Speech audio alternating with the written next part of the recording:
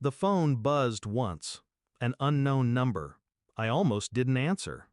Almost. Mr. Carter. My last name rolled out like a question, but I knew it wasn't.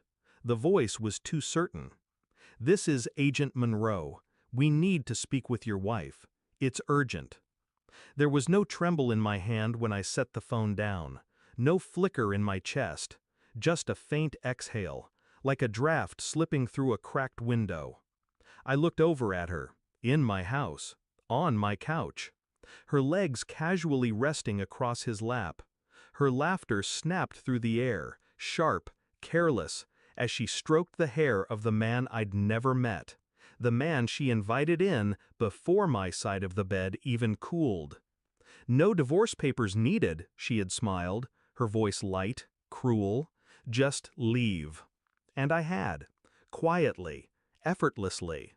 But the game had never been about the leaving.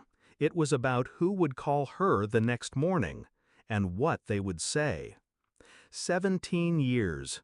It's a strange thing how a life can calcify into a routine, how love can be dissected by slow neglect until all that's left is paperwork and distant eyes. I'd noticed the way her phone would light up at midnight, the text messages she angled away from me, the scent of foreign cologne clinging to her skin like a stain she stopped bothering to wash away. I didn't ask, I didn't beg. People like her expect a fight, expect rage, expect you to fall apart so they can label you the villain. But I didn't fall apart. I watched. She paraded him in front of me, moved him like I died yesterday. And when she told me to leave, she thought it was her victory. I gave her the house. I gave her silence. I gave her freedom. She mistook it for surrender.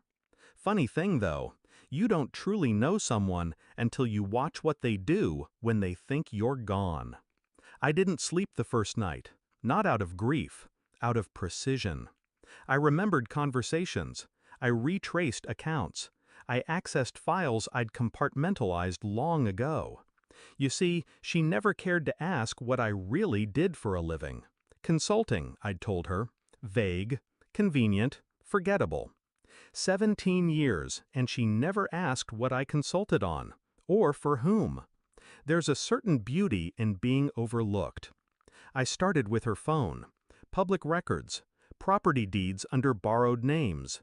The man, Michael, had no idea he'd walked into a house wired long before he ever crossed the threshold. Security footage, phone logs, financial transfers.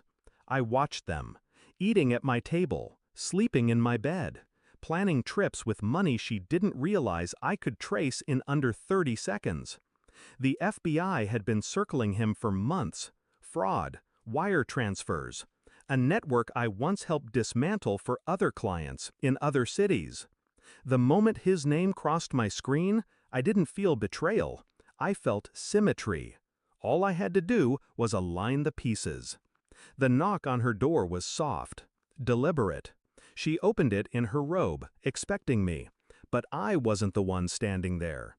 2 agents, badges, cold, official voices. Mrs. Carter, we need to ask you a few questions about Michael Rowe. Is he here? I watched from across the street, expressionless. She called me 17 minutes later.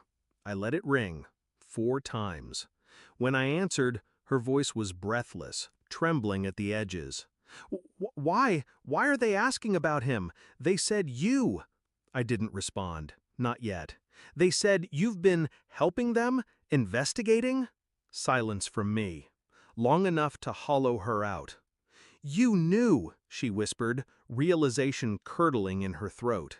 You knew the entire time. You set this up. I closed my eyes.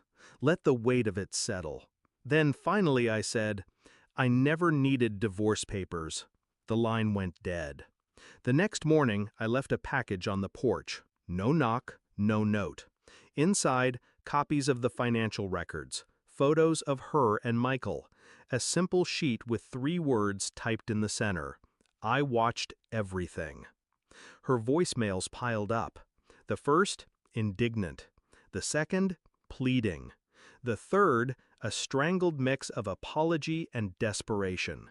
But I didn't answer. There's a particular flavor of revenge that doesn't require shouting. It's the kind that seeps into someone's bones, into the quiet hours of the night when they realize they were nothing more than a variable in someone else's calculation. She thought she owned the final move. She never realized she was the opening play. People always imagine betrayal feels like a blade to the gut. It doesn't. It feels like dust collecting on shelves, like a room slowly running out of air, like a door quietly clicking shut behind you. I never wanted her to beg. I never wanted her to suffer. I only wanted her to see, to understand that I was never the man she thought she could discard. She'll live in that house, alone now, Michael gone, the walls still wired, the air still thick with the ghost of my presence. I didn't burn it down, I left it standing, a monument to her miscalculation. Some stories don't end with flames, some end with silence. And silence, I've learned, is where the sharpest edges live.